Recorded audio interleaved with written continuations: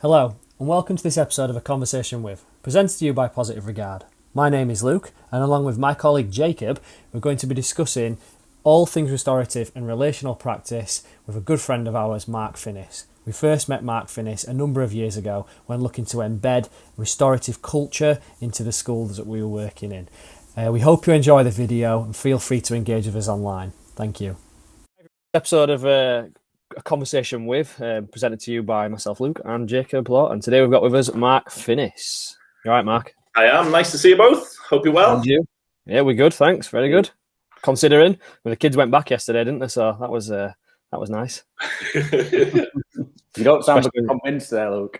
No, it was that. Do you know what? It's been really. I can use their bedroom as my office now, which is nice because they've got all the gear set up rather than I've been using my daughter's bedroom, who's 16-month-old, and sort of sticking my laptop in between all the teddies on the shelf, which has been a bit of a nightmare. But now they're back at school, I can use their desk, which is good.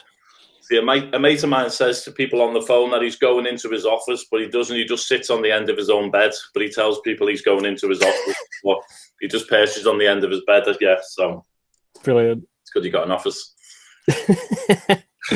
I think it'd be good to start by just getting to, for those people that don't know who you are, Mark, just to get to know you a little bit. So obviously we know you're called Mark Finnis, but you know, a little bit about who you are, what your role is, what sort of things you get up to on a day-to-day basis, if that's all right. Yeah, well, so my name's Mark Finnis. I'm obviously from Liverpool. It's not a fake accent. But, so really, I've got a bit of a varied career. I don't know how far you want me to go back, really, but I don't always share with people. But I started off as a chef. I didn't start off working with children and young people. And I got roped into a voluntary project on an estate in Liverpool where I was brought up.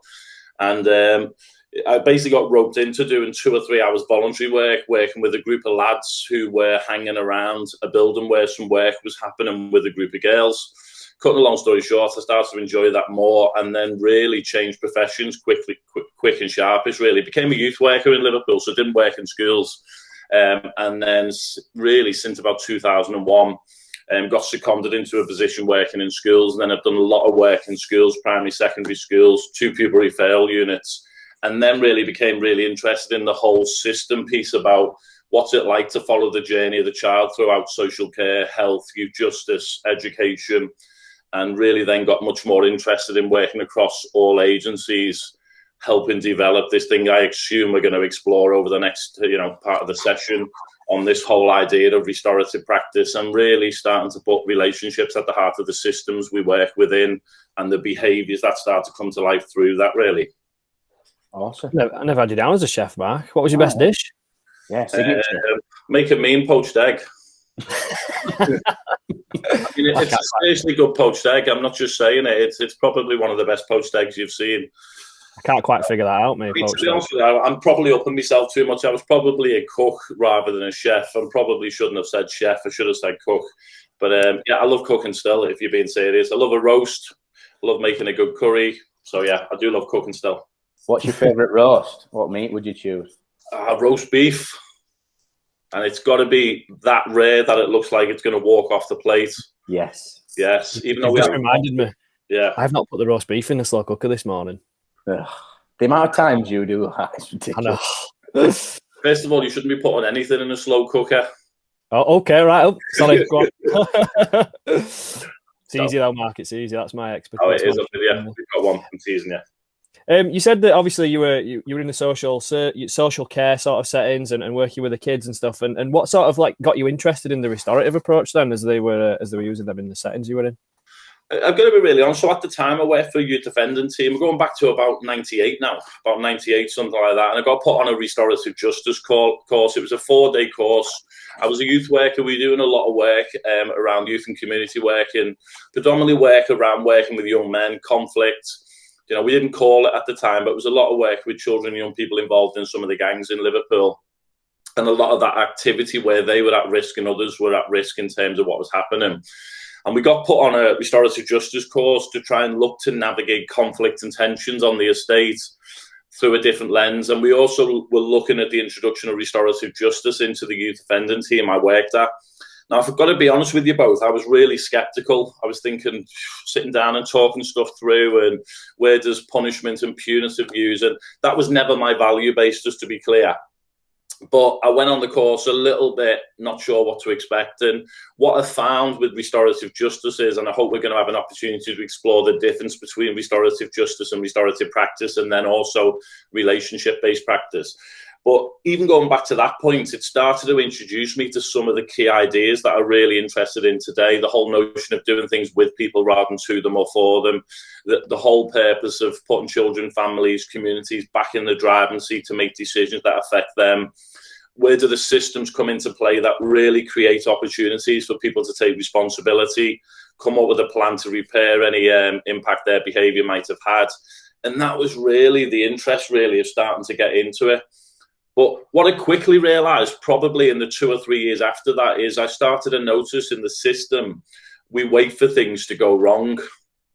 So a phrase I often talk about now is what would happen if we got involved earlier in the life of a problem or earlier in the journey of the child. And that was really where I started to think about restorative justice being a little more reactive, responsive, and restorative practice being a lot more proactive. And that's where we started to talk about the terms build, maintain, and repair. Restorative justice for me just focuses on the repair. Brilliant. Still love restorative justice. But I'm much more interested really on the proactive side. That puts the investment of relationships, the building and maintaining over. We can completely go with that. We use a phrase quite often that we stole from one of our head teachers. If it's predictable, it's preventable. So if we know a kid can trash a library, then why are we not putting something in place when they've walked down the corridor, or that moment where they've refused to do their work? You can put something in place earlier on in the problem. If it's predictable, it's absolutely preventable. And even thinking about that bit you've just, I love that phrase you've just shared. Is, if we know our children and families well, and we know our students well, and we also allow them to know us well, and we'll get into that later with the relationship based, you probably know your children from the minute they arrive at the school gate and you greet them with a good morning, what type of 5 minutes you're going to have. And I always think, why would you then wait for things to go wrong? And I see it across the system. And I just want to throw in an Einstein quote, if I may, and it might trigger some people to come back at me. And it won't be the quote you think I'm going to say, that everyone says. It's not the definition of insanity one. That one's done, isn't it? It is. The one I'm interested in is he says, not everything we count counts. And not everything that counts can be counted. So I'll say it one more time, just in case my dodgy Scouse accent gets in the way. Everything we count counts, and not everything that counts can be counted. And I started to worry that bit that you've just described, that are we hitting the target but missing the point in our work? And if you have a behaviour management policy that only catches children getting it wrong rather than catching them getting it right, or getting involved early in the life of the problem, then I wonder whether the systems are actually not only failing our children, but potentially failing us as a staff community and the wider communities we work within. I absolutely love how sort of solution focused and proactive everything that you've just talked about is. In terms of sort of, I hope you don't mind me stealing your question, Luke, but you've sort of described a little bit there about where something changed in terms of your view. Would it be fair to say that that was a defining moment, like a specific moment, not just in your career, but in your life as well? Or was there something else that sort of made that switch click into it, or that drove you to sort of pursue this on a system scale? Because obviously that's something that you've described as well. Is that fair? Or yeah, I think it is. I think, even just reflecting on your question is, I did grow up on a tough council estate in Liverpool. When I said I was a youth worker, it was alongside children and families in communities that I knew really well. And I often started to think about how could we work differently to improve outcomes and impact for children. And that isn't through a philosophical lens, it was through a very practical lens. So if you were going to do that, what would the system look like if it was different? And if I can be a little vulnerable, I think I didn't have a clue what I was doing in the early days, and I still learn something new every day. But we started to think about restorative justice moving into restorative practice, and I was part of a group of people who helped set up Sefton Centre for Restorative Practice in about 2001, 2002. And it was really our first aim at creating a multi-agency partnership that would use restorative practice as an approach to improving outcomes for children across the board. And when you asked me that question, it made me reflect back to that point. That was probably the starting point when we realised, I believe you can't work with children in isolation. And I don't want to throw the silos word in as being cliche, but I do see organisations, if we're not careful, sit separately around children rather than pull together. And I also started to see the risk that services, schools, was seen to be the solution rather than children and families themselves. And I'm hoping later on you give me an opportunity to unpick that word family apart, because I think it's overused. You know, when I grew up, I had two aunties who weren't my aunties. They were my mum's best friends. You know, and if you were looking for two protective factors in my life growing up, they were them. If you were looking for two people to smother me in love alongside my mum, they were two people who did that. So when you ask me about a defining moment, I think probably Sefton Centre was the opportunity where it started to click that what would happen if we adopted behaviours as professionals that promoted the building and maintenance of relationships above anything else? What if we started to agree protocols and procedures that strengthen relationships and seek to repair those relationships when something went wrong? What if we developed a model of high challenge, high support, and use that as a reference point for us to reflect on our own behaviours?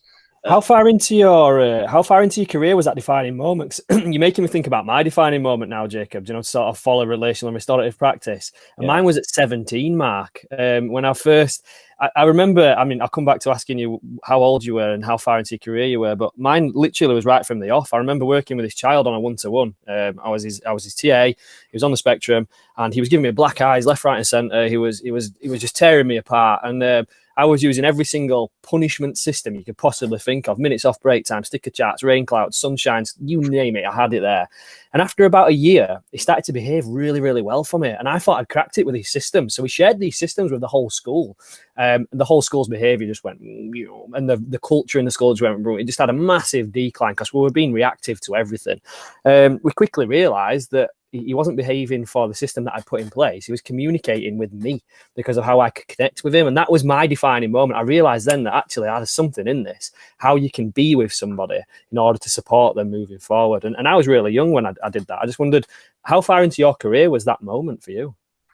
It was probably tracked back a little while when I mentioned about being asked into doing some voluntary time with a group of lads. And I ended up doing that full time and grew that to be a much more bigger project. So I think some of it was, again, you know, I often think about relationship-based practice as 3 Ps: personal, private, and professional. So I'm going to share something that's a little more private, I suppose. I mean, my dad left when I was 2. And I never seen my dad since. And I was brought up by an inspiring mum called Jackie. And my mum's an inspiring woman still, and a real significant role model for me. But I think growing up, I was looking for male role models. You know, so I got really interested in masculinity when I work with children and young people. And it's still an interest of mine that people often don't really know, is that boys don't just become men. And I think we've lost the art of male role models. So some of that significant moment was when I became a youth worker, is I also seen that in other lads I work with, that what they were looking for was a significant relationship with a significant other. That might be male or female. But what I realized very quickly is that the ability to connect created a vehicle for change. And that's when I realized that no significant learning will ever take place without a significant relationship, which we've got to drop Rita Pearson's name into the mix, you know, in the session. Absolutely. Shine the light on that quote from her. But what I didn't realize at the time, and I think in yourself, Luke, possibly the same, is that we don't always connect the importance of the relationship we create, and probably a word to throw in and then take a pause in case you want to take this somewhere else, but is the ability to relate to each other. And I think what I started to realize was that when you can connect and relate to people on a human level rather than a professional level, first and foremost, and we'll come back to the role of dancing between the professional and personal self later on. But that was probably the vehicle when I started to think that actually, you know, we can make some change here if we start to turn the system to shine a light more on relationships than on punishment, than on reoffending rates, than on so on and so on. I think if it's all right with both of you, and please, thank you so much for both of you for sharing some really some interesting stuff there. If it's okay, and again, feel free to sort of not answer or we'll move on to the next thing. But I'd be really interested to hear from both of you, I suppose, on how you feel the experiences that you've had throughout not just childhood but growing up and early in the career have affected, or I don't want to guide you into an answer, but helped, if you like, in being relational or in connecting with other people. I hope that makes sense. So sort of how those experiences that you've had have affected your ability to be relational. I mean, 100%. I mean, I think, you know, if you throw in the word authenticity, you know, and I always say that transparency is transformational, you know, and that's where, you know, the 3 Ps are crucial as professionals, and being a little more open in this session than I might be in other settings around that part, because the 3 Ps of the dance, I think what I realized really on is you have to give a little bit of yourself. So, you know, I happily share with students when I worked in schools my love of Everton, football. You know, I used to be obsessed with martial arts. You know, I absolutely love buying trainers, or as we say in Liverpool, trainees. You know, and I love my own trainer collection more than my own family, but don't tell them that. I still sit upstairs cleaning them and put them back in boxes in the wardrobe. But on a serious note is, I think some of that is the ability to bring yourself into the work we do. And linking it back to the Einstein quote, what I observed was that if we're not careful, the system counts the wrong things. So yes, academic achievement's really important and probably one of the most important, but so is the ability to navigate conflicts and tensions. The other bit is to understand self and others. And we could list a whole bunch of criteria that would help set our children up to succeed. But I think some of that through myself was about, you know, how do we start to move systems to be redesigned to start to count the importance of relationships? Because that was the why I threw the Einstein quote in, is that I do worry that some of the systems hit the target but miss the point. I also think punitive and authoritarian systems just create resentment rather than reflection. And I always think that each encounter should be a teachable moment. And growing up, I don't think there was enough teachable moments for myself. So thinking through some of that work we started to do with children and young people, restorative practice gave me a framework to hang practice on, a way of describing what we were doing at Sefton Centre for Restorative Practice. Because I think restorative practice is probably common sense. But for most people, common sense doesn't become common practice if you sit inside a system that doesn't allow you to promote and build relationships consistently because it counts other things.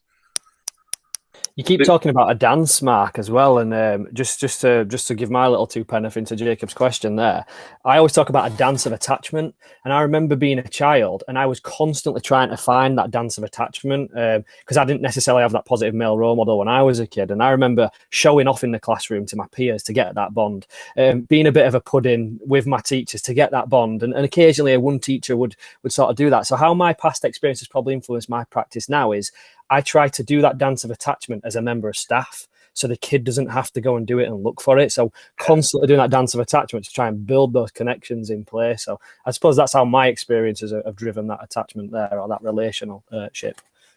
And I love that bit you described. It's where, you know, we've started to pick a little bit of learning apart. You know, it's even some of the language we often hear in schools or other service, you know, of attention-seeking behaviour. Luke shows attention-seeking behaviour in my class. Well, what if a teacher would have said, Luke is displaying attachment-seeking behaviour, and what do I need to do to be able to, you know, do that?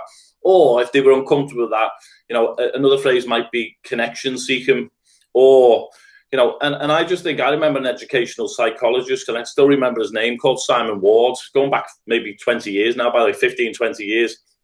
And I remember chatting to him and some training, and he'd received a form from an organisation of schools saying this child shows attention-seeking behaviour. He wrote on the bottom, good, give it to them, and sent it back to the school. And it always stuck with me that actually, how do we start to do the work, that dance that you've just beautifully outlined, in a way that creates the right space for children? I think, some of the language we use creates the reality we experience. 100% agree with you there. I'm a massive advocate of reframing, and the way that you describe something completely changes the way that you, even to like on a subconscious level, approach things from experience. Me and Luke have worked in the same environment for quite a long time before sort of, going into different areas and things. But when we were on the same team, we may get sort of, bear in mind we're in a sort of special setting, we may get radios to come and support somebody, and just the way that phrase is put together will determine how I subconsciously go and support that young person. We used to get quite often, and it's just natural, I suppose. It's not by necessarily by intention, but we used to get so and so's kicking off quite a lot, and we consciously made the decision to sort of like, let's reframe that, because we can support this pupil a lot better if that phrase, that initial sort of start of that process is in a different way. So we made the effort to change that, so it wasn't so and so's kicking off. It was, can we have some support in with so and so? So and so is really struggling. Do you mind coming and helping him? Is becoming a little bit dysregulated, and suddenly, even if it's subconscious, I'm approaching that scenario in a different way, and it's, you've got a wonderful way with words, Mark. I hope you don't mind me saying. And I think one of the best things that I've taken away from some things that I've experienced with you is the way that you line words and phrases up so that they are in the more sort of positive, understanding, relational way, so that it's not a case of, right, even from a subconscious starting point, we're starting in a negative or a punitive way, because the same thing said with a different tone or said in a different order can mean a completely different thing. But yeah. Well, it's weird, people who are tuning into the three of our conversation is just getting them to think about that phrase, the language we use creates the reality we experience.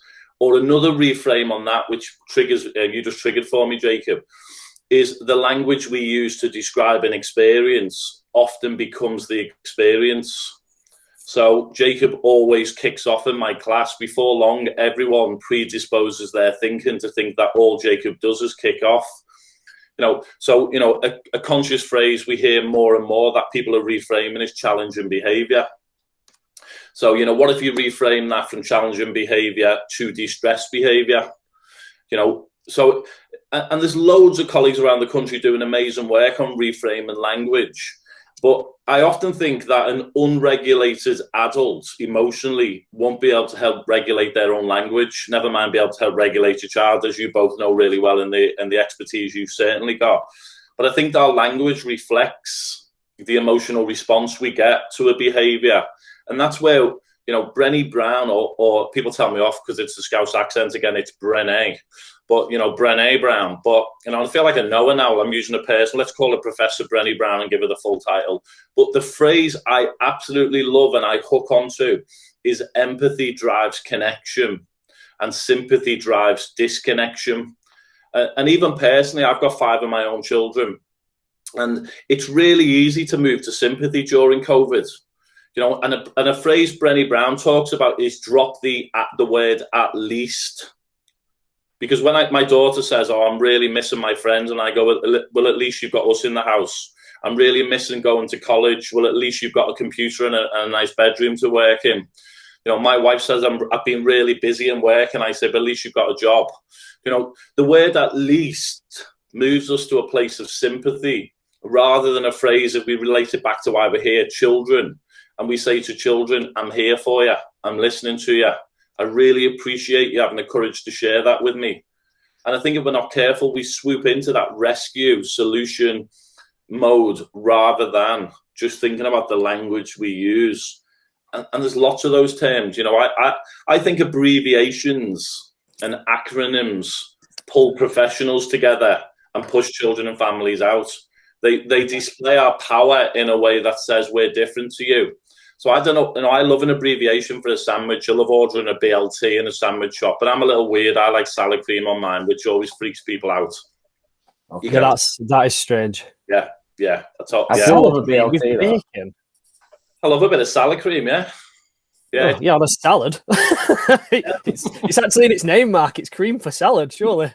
it's the best. Reframe salad cream for us. Reframe Oh, it, and then I might be able to put on a bacon lettuce sandwich. We should start a campaign, bring back salad cream over mayonnaise. Mark, this is gold. Is this? Thank you, and thanks for your insights so far. We've heard quite a lot about your personal journey, personal experiences, and we started to touch on restorative and relational practice. Before we get into it any further, I know you have a team and you work with a team. Can you just tell us a little bit about your team and the journey? It's L30 Relational Systems, Yeah. Is that right? Yeah.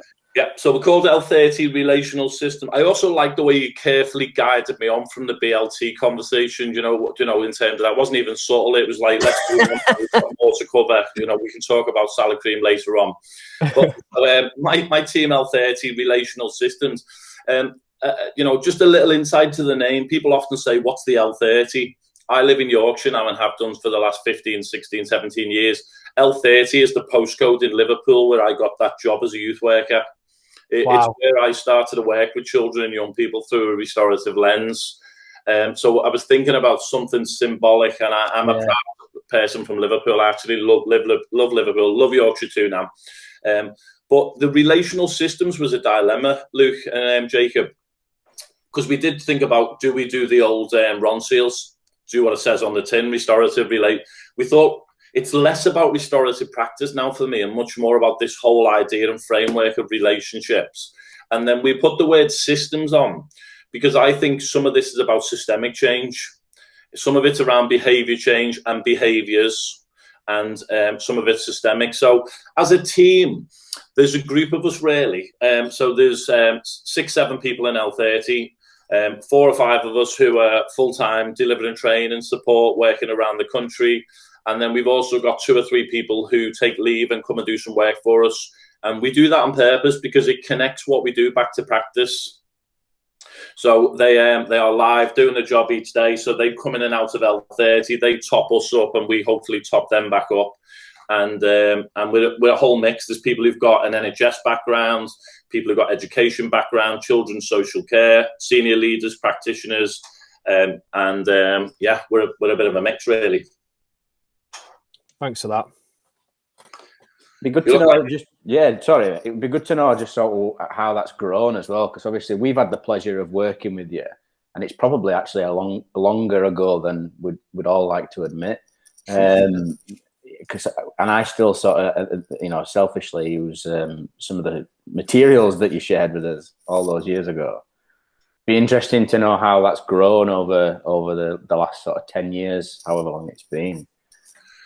Well, I think as a team, it was never my intention. So I never, to be really truthful, I never intended on working for myself. I was in a job and I got offered to do a piece of work. Without going into details, I couldn't uproot my family again because I've moved them from Liverpool to Yorkshire. So I said no to a role, and they said, would you come and do a couple of days for us? And I said yes. And then, cut a long story short, it grew really.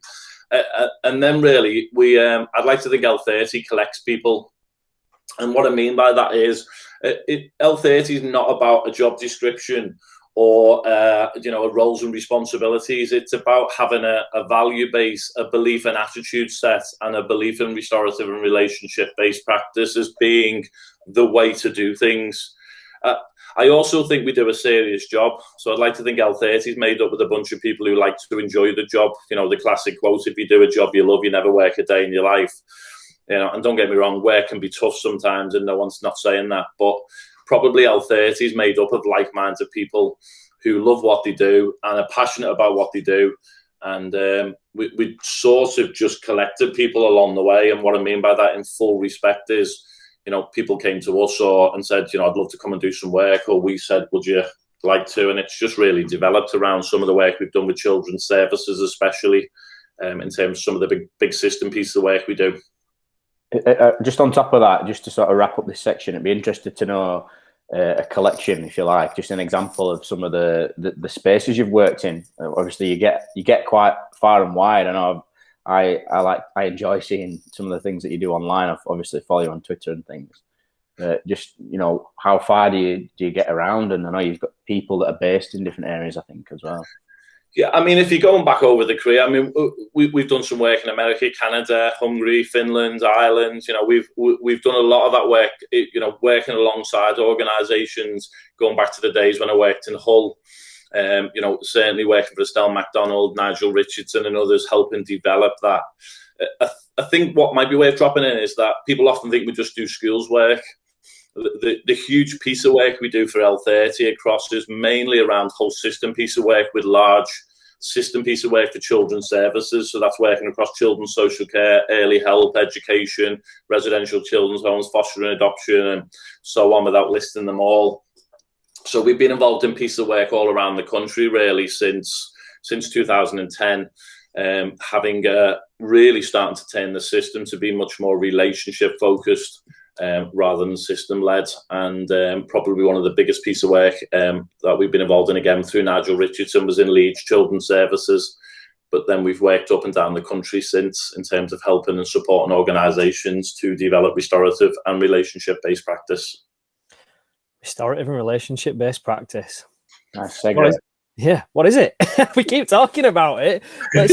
I mean, we sort of touched on it, but like, if we could go down to the nitty-gritties, what is it? I can't tell you, but what you can do, you can in an upcoming book. Too early. I've gone too early, Luke. He said wait till the end. He said wait, but I couldn't wait any longer. Don't worry about it. Though, wasn't it? Good timing. No, on a serious note, I'm only publicising the book, colleagues, because my own wife won't even buy a copy. So far, we've sold one copy. My mum's bought a copy. In fact, she hasn't even bought a copy. I've sent her a copy, so I haven't sold any yet. On a serious note is, I think an easy distinction between restorative justice and restorative practice might be to say restorative justice focuses on conflict and tensions in a way that repairs harm and repairs relationships. You might look at that as a behaviour management strategy. Restorative practice is much more about the building and maintaining of healthy relationships, but also managing conflict and tensions in a way that repairs harm and repairs those relationships when something's gone wrong. Now, I don't know whether that's too simplistic for you, but restorative... No, go on. You've sort of beaten my next question, because my next question was going to be, do you think you could sum it up in one sentence or one word? And that, do you know, if I could have put money on anybody being able to do that, it would have been you, and you've sort of done that already, which is brilliant. I think we sort of talking. Luke's mentioned relational practice and restorative practice, and you've sort of broken up restorative and restorative justice and restorative practice a little bit there. I'd be interested to know. Again, feel free to be sort of short and specific, because I do think that helps. What you think the differences are between restorative practice, relational practice, or how they're woved together. That's not a word, is it? But weaved together. Weaved together. Or woven, I think, maybe. Woven, yeah, that might be where I was going. I'm not sure. We'll find out after the session. I think the name becomes irrelevant when you start to think about, so let's describe the behaviours, because we could spend the next 5 minutes talking about values. And I always say, if your values are on the wall or on a website, they're probably not your values anyway. We probably all know people's values. They tell you that we're an inclusive school, yet the exclusions are high. You know, we're a trauma-informed organisation, yet connection's the last thing people do. We're a restorative organisation, but when the tough stuff kicks in, we default back to old behaviours, exclusions, detentions, and so on. So I think the bit just to start to describe is that, what if we started to think about relationships in 3 stages: build, maintain, and repair? Now, I like everything really simple, as you both know already, because why make it hard?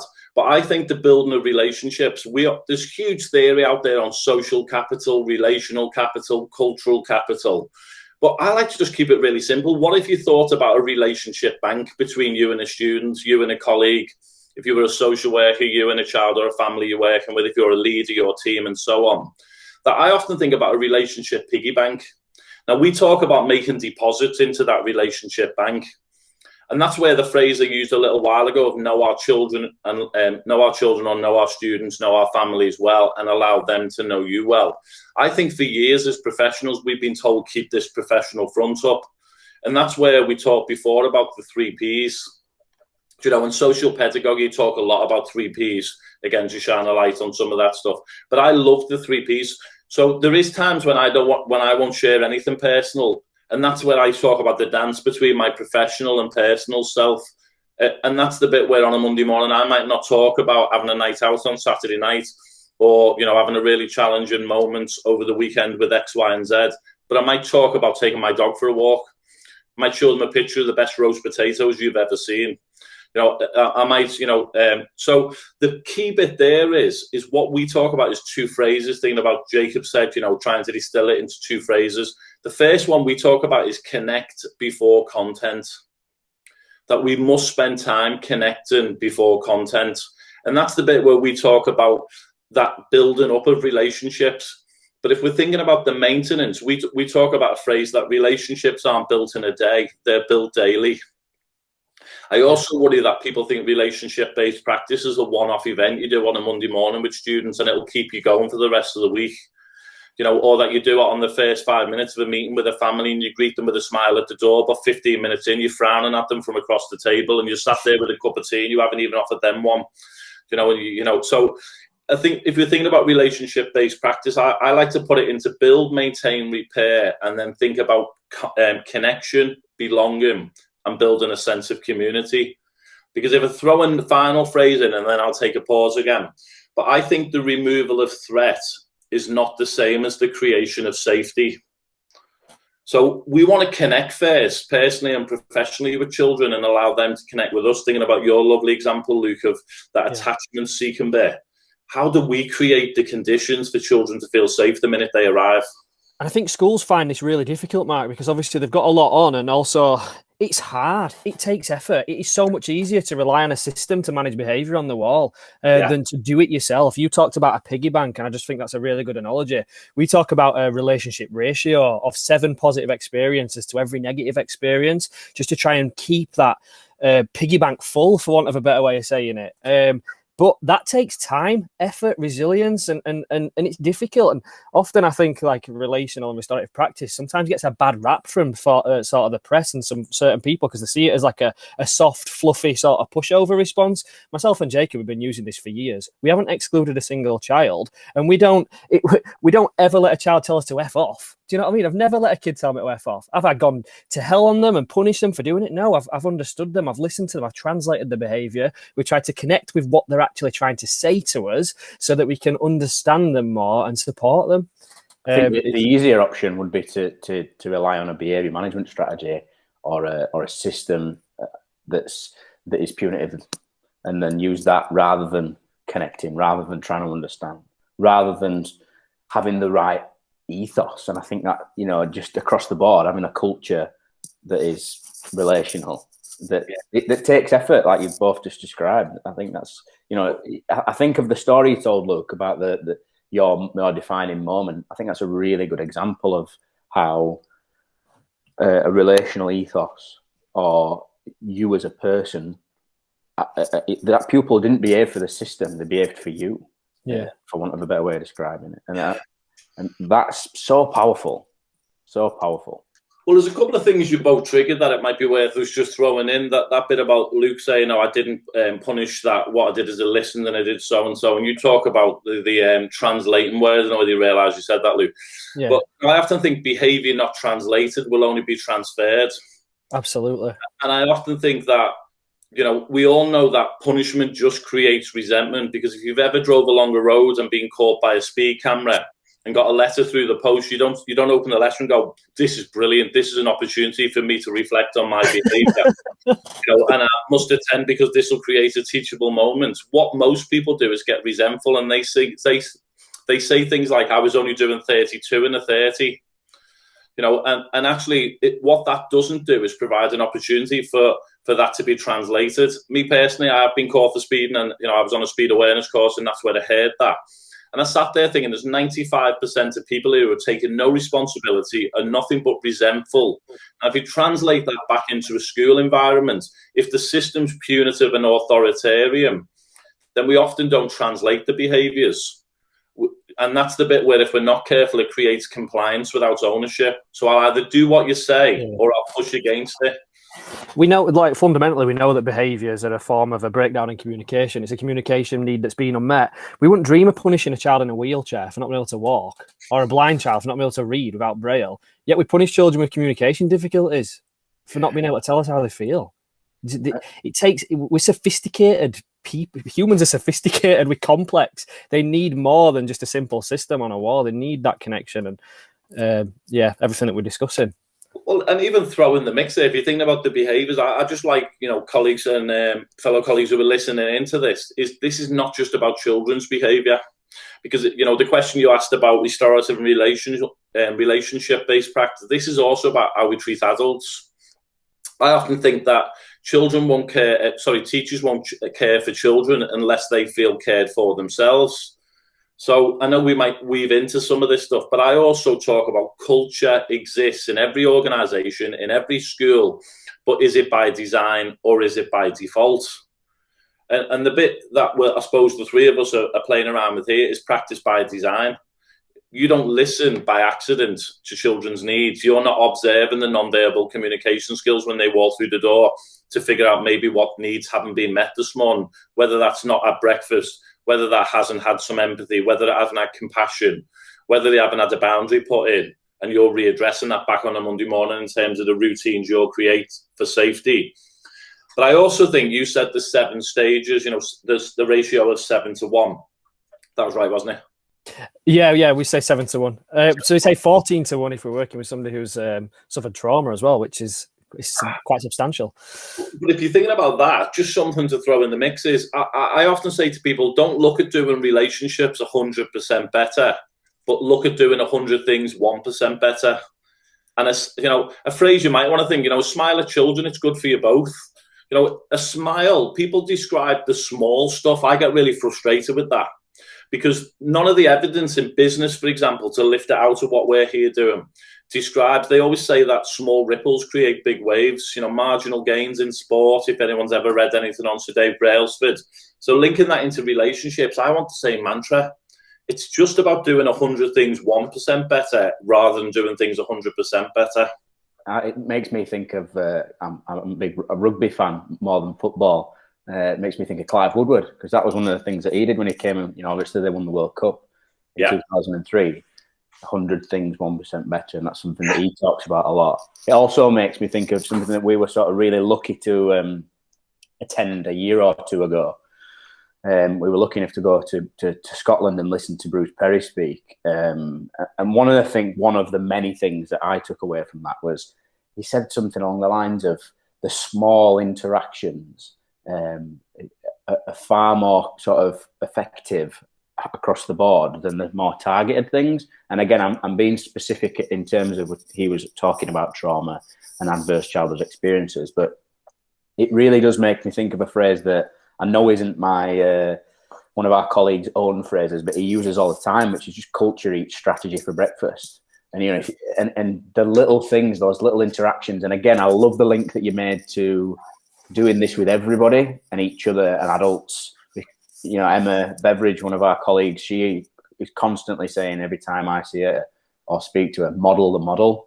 It's all well and good sitting and talking about how we're going to interact with the pupils and the way we want to be with them, and then you get into then it's staff meeting and everything's being thrown at you and done to you. I know one of the things that I learned directly from yourself, Mark, was the social discipline window, and that might be a nice segue to talk a little bit about that. But yeah, that really sat with me when I went and listened to Bruce, luckily, a few years ago, about how they impacted those thumbs up, those smiles, those little interactions. I know there's a Karen Treisman quote, and every interaction is an intervention. And I just think that's worth sticking in there. If you could, Mark, when you answer Jacob's sort of question and sort of go into the social discipline window a little bit, could you link something into leadership and how you lead schools restorative? Because we've just been saying, and Jacob just put it beautifully together there, that culture eats strategy for breakfast, and it's a culture thing. But that takes a leader to be able to drive and run that culture. So can you just link? I know that might be quite tricky, but try and link both the things in together. No, because I think it's and don't get me wrong, it's complex, the question you've asked, but is, the phrase about modeling, thinking about leadership and making that link. I often say that if you're not modeling what you're teaching, then you're teaching something different. And, thinking about your quote about modeling, I have a line I often use, which is modeling is like breathing. You can't not do it. So if you're thinking about Karen Treisman's quote of every interaction is an intervention in itself, then every interaction is also modeling a behavior. So if you're thinking about leaders and making that link, and then I'll bring the social discipline window in, is that for me, restorative practice sits with leaders to start with. You mentioned the Peter Drucker quote that culture eats strategy for breakfast. But that's the bit where what are the behaviors we want to see around here? I've seen lovely shiny websites, policies and procedures, fancy behavior management policies or relationship policies to enhance learning achievement, but they mean nothing without the behaviors. So we talk about the description of the behaviors you would want to see, but I think it starts with leaders. Paul Dix, who we all know, who's an inspiring colleague of all of ours, his book is the wonderful thing about his book is when the adults change, everything changes. Is it recognizes that we've got to get the behaviors right ourselves. So I think the social discipline window, and I don't know whether I'm allowed to wave something around so you can see me just going in the drawer. Go for it, we love a visual.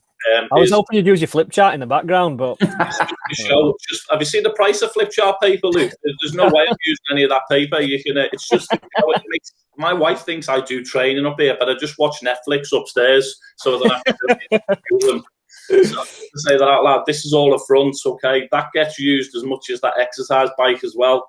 But right. Great seat to eat chips on, by the way. That exercise bike, I've sometimes sit on there and eat chips and gravy. And if you're from North, you put the gravy on at the chippy, so they're soggy when you get home, by the way. None of that good stuff. Absolutely. But I don't know whether you can see that clearly and tell me to adjust it if you can't. No, that's good. But just in terms of that, to hold it up for 1 second, just so you can get a real good snapshot on that. And it just sounded really Yorkshire then, didn't I? I said a real good look. So, I need to sort myself out and go back to the Scouse lingo. But very simply, the social discipline window is developed by Ted Wattell and Paul McGold. Now, we changed it years ago to talk about 4 ways of practicing. The beauty of this is it's so simplistic. It has 2 axes. It has an axis going up of challenge, and it has an axis going across as support. In a nutshell, we're talking about high expectations on challenge, setting limits, boundaries, not allowing people to tell us to F off, not allowing the behaviors. But what we're saying with the supportive axes is we also want to have high nurture, compassion, empathy, kindness, respect, dignity, which means we're going to listen. So we're not going to lower our expectations. We're going to match it with high support to achieve our expectations. And that's where these lovely 4 words click in. That if you're doing high challenge but low support, it takes you to the top box, which is what we call the 2 box. The original words behind the 2 box are words like punitive and authoritarian. If you ask children, they use words like controlling, scary, fearful. Occasionally you get children who say they feel bullied by adults in that box. The other box down the bottom, you'll see the word 4. This is the opposite side to the coin. That's where there's high support but low challenge. And we call this the 4 box. The words behind that word would say words like permissive, rescue, make excuses for children's behaviour. The bottom box, again, just to flash it up if that helps, we call this the not box. The original version has the word neglectful and dangerous, but this is where there's low challenge and low support. Now, people often think that's the neglectful box, the dangerous box. I also think it is, but it might also be about staff who are struggling, overwhelmed, tired, stretched. It also, linking to your question, Luke, it could also be where there's poor leadership. They allow these things to not happen. They allow boundaries to be dropped and make excuses. They allow staff to not support children to meet the school's expectations, and they withdraw, and it ends up in there.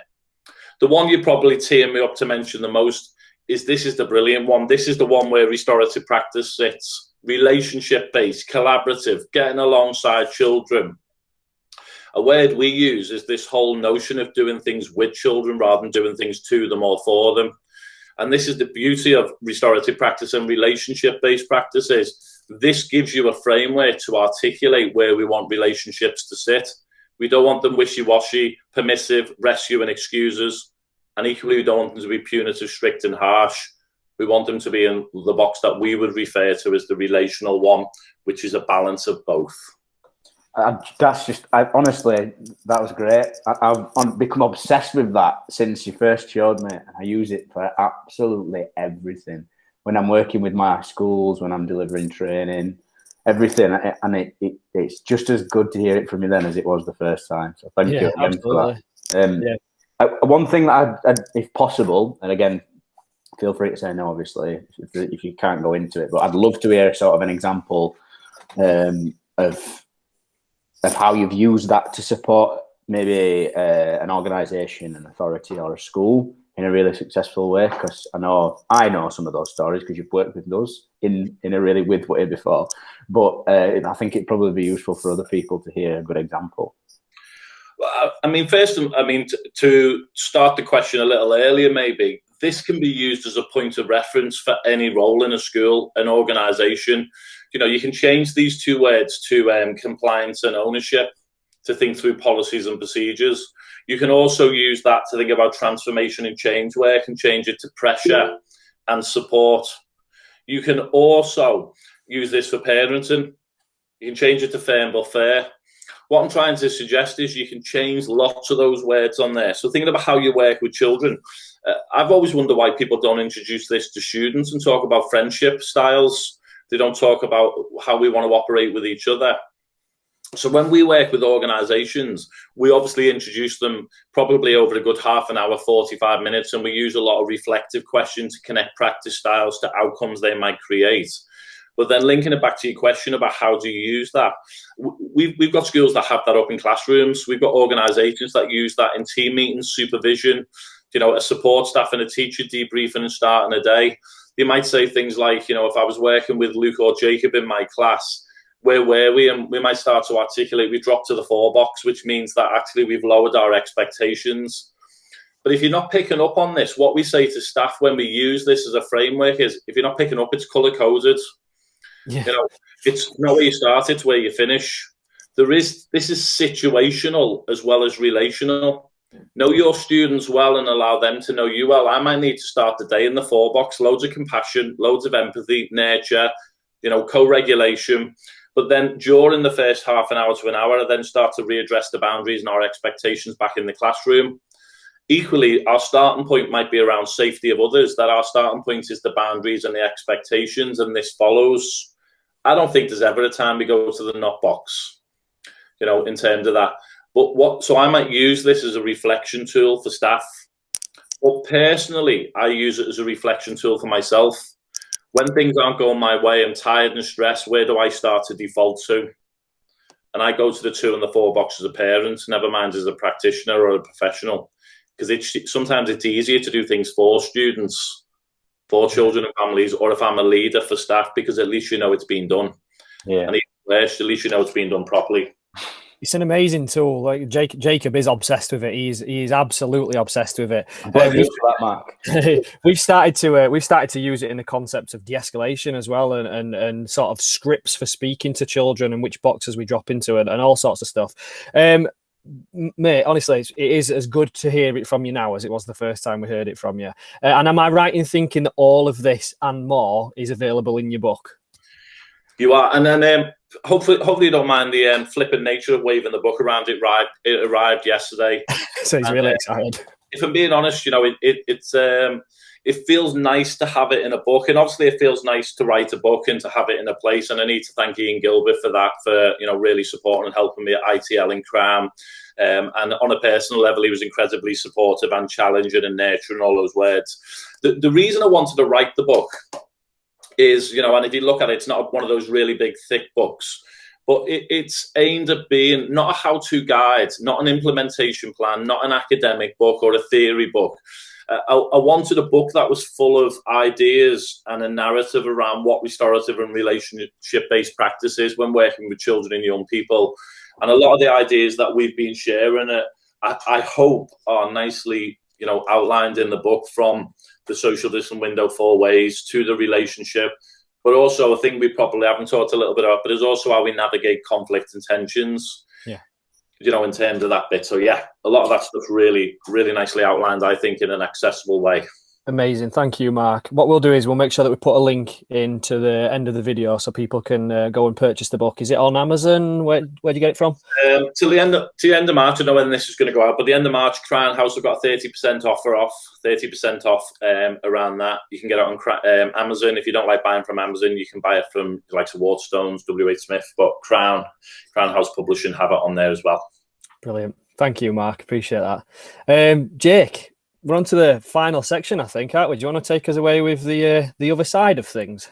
Yeah, so one of the things that we found really interesting over the course of doing some of these conversations was exploring, trying to make sure that we're not sort of really blinkered and blind and tunnel visioned in the way of relational practice and positive regard as a whole, and making sure that we were taking into consideration whatever the topic is. So obviously we're looking at relational practice, restorative practice today, what that looks like through the eyes of different people. So a bit of empathy, if you like, at the end, putting ourselves in the shoes of other people, but also what it looks like from a cynic. So I almost want to play devil's advocate a little bit and sit on the other end of the spectrum and try and, from your perspective, Mark, obviously see what that looks like looking in. So I'd be interested. Feel free to pick from any of these, but to see what this approach, or to share what your thoughts on what this approach might look like from the eyes of a family, from a parent or from a child. I think initially that'd be good to start with, and then I'll ask another question after that, if that's okay, because I'm conscious I'd probably just pile everything in at once there. Well, it probably wasn't a question I was expecting. I thought you were going to, when you said play devil's advocate, you were going to think about if you were going to look at a continuum of restorative at one end and punitive at the other, around that. So, if I pulled a face, that's what I wasn't expecting a child's question. No, yeah, so I'll come to that one. It's probably, like I said, I've probably sandwiched everything in there. That's my fault. I'm just interested to see what it looks like first initially from the perspective of those different characters, if you like, in the story, and then I'll definitely sort of try and play from the other end of the spectrum as well, if that's all right. I suppose, and you didn't jumble them in. I was just processing some of those, so I appreciate the question. I think mentioning children and young people is a great place to really start to think about, if you're serious about restorative and relationship-based practice or any approach in a school or an organisation. My worry is children become passengers in their learning rather than part of the crew. And there's a great school in Leeds called Carmena Community School. Simon Flowers is the principal there. But one of their really core values in school is that children shouldn't be passengers in their learning, but they should be part of the crew. And, at their school, we did a lot of work in the beginning, but they're doing a lot of work themselves now, like should happen. But there's in a school of about 1,300 students, 1,300, I think, there's about 300 or 400 children trained in restorative practice. Because back to your quote earlier about culture eats strategy for breakfast. If you only train 100 staff and you miss out 1,200 students, then the strategy and the vision for the school might fall down pretty quickly. So what Simon and Lucy Lakin as well at Carmena really started to think about is, how do we start to think through implementation that does things with our school community rather than 2 or 4? To also link in to ask your extra question is, we did a lot of work of introducing what restorative practice was to parents and carers. Because the other part is that partners in learning at Carmena Community School, which says we want to work alongside families rather than do things to you or for you. So that might be about creating systemic change to start to think through, what would the school day look like if children and staff were working alongside each other to build connection, belonging and community, but also to manage behaviour when things go wrong. And I think that investment in students is not necessarily just things like peer mediation, because I always think that if something sits separate, it stays separate. So we want to think about, how do we really start to introduce restorative practice to students, children and their families in a way that starts to bring the collective together. Because that's where we run the risk of parents and carers seeing school as the solution when things go wrong, rather than seeing themselves as partners around their children. But that also creates the importance of building strong relationships with children and their families, so that we can start to get into that narrative that I'm starting to describe. Right. I think that's, again, a great way of summing all that up. I think we'll jump straight onto that sort of devil's advocate side question, if that's all right. And just, I'm sat at the other side. My only experiences are relational, so it's difficult. But I think it's important for us to sort of speculate. And we have worked with all three of us work with people that do sit on the other end of the spectrum. So we've got experiences to share, I'm sure. But what does it look like from the other end? We often see individuals online or when we will go and work with organisations who think this is just rubbish and won't work. I'm interested to see if you've got any experiences that are worth sharing or what your views are, just to sort of see it from the other perspective. Because it's easy to sit here and sort of say, this way of working is really fun and really amazing and it works. But obviously, I think it's interesting to try and see it from the other side. I mean, you know me well enough. I like a few phrases. So I suppose even starting in this whole thing, I think there's a Stephen Covey quote that I live and breathe by on occasions, and important occasions. He says most people don't listen with the intent to understand. They listen with the intent to reply. So the first thing I want to do, you used this phrase before, but I want to model a model. So I want to work restoratively with people even when it's difficult. And what I mean by that is people who might be skeptical, opposing views. I always say there's more than one perspective. I always say there's three truths in every conversation: my truth, your truth, and the truth, unless it's about football or having salad cream on the side of your sandwich. That's a whole other more than one truth. And the other bit I would throw in is that everything works somewhere, but nothing works everywhere. And I often say that, a phrase I get frustrated with in organizations and schools is this whole notion that one size fits all. I often reframe that as that one size fits one. So what works in one school won't work in another school. What works in one classroom might not work. But if you get determined and move implicit to explicit about the behaviors you want to see, then that means what we're trying to think through is proactively, rather than what's the consequence of an action, i.e. do we have a restorative conversation or an hour SLT detention? Is a child sent out of class and never invited back in for 3 or 4 days in this seclusion isolation room or whatever it's called?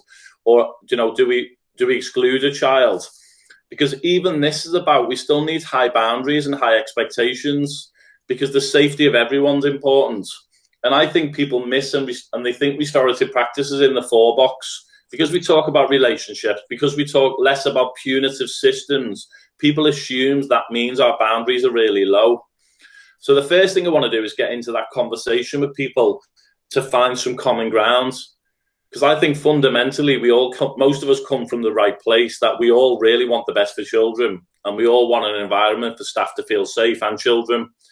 So in terms of that narrative, I want to model the behaviours of restorative practice. Otherwise, I'm not modelling what I'm teaching.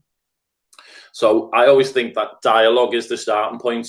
So I want to seek to understand rather than seek to blame.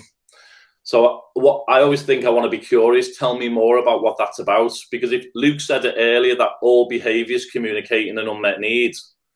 Well, actually, if a staff member says, I don't want Jacob back in my class, I want to seek to understand what that's all about. Yeah.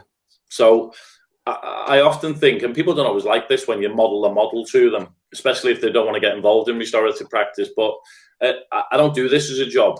I do it because it's my value base. I believe in it. And I'd like to think of work in these ways. So I think what I want to do around those is get into some dialogue, really. Thank you so much, Mark. Honestly, brilliant. I could listen to your talk all day. Before Jacob wraps us up, can I just do a personal thank you? And then I know I've just kind of done a little bit of one there. And then if Jacob wraps us up, is that all right, mate? Yeah. Good stuff. So we have a phrase, right? I know you have a bank of phrases that you use all the time, and we love them, and we've got them plastered around. We even play Mark Finnis bingo sometimes. Did you get a full house there, Jacob, or not? I've got 2 full houses. And we have a phrase, and it's, people don't always remember what you say. They remember how you made them feel. But you actually have a real good knack, and obviously you're so relatable, and you're obviously genuinely really passionate about what you do, is you do both. So people remember what you say and how you made them feel. And I just want to thank you personally for coming onto this conversation with and sharing those thoughts with everybody that hasn't heard you, but also people that have heard you before as well. So I massively appreciate it. Thank you. Thank you. I just echo that. Obviously, there's not much more to put on top of that. But we've had the pleasure of working with you, continuously over the last sort of must be eight years, and you've shaped a lot of the way that we work. So thank you for that. And I can't wait to get hold of the book. Can't wait to have a flick through and share that with my teams and people that I work with and live with and stuff. One of the things that would be useful, Mark, is if you just share your Twitter potentially, or if anybody wants to get in touch with you. But that's it from this conversation, obviously. So thank you for tuning in. Feel free to get involved online. On Twitter and on through email and things. All those contact details will pop up on the screen afterwards. But we really, really appreciate you giving up your time and sharing all those wonderful insights with us. Thank you for you both. Can I just say a quick thank you? I really appreciate what you both do and what your skills you work in and work across actually stand for. And the learning's a two-way street from me in terms of appreciating the relationship we've developed over the years and looking at the work you both do. And this has been a highlight of my week so far, this conversation. So thank you. I really appreciate it. Okay, thanks guys. Leave it there. Thank you. See you soon. Thank you. See ya.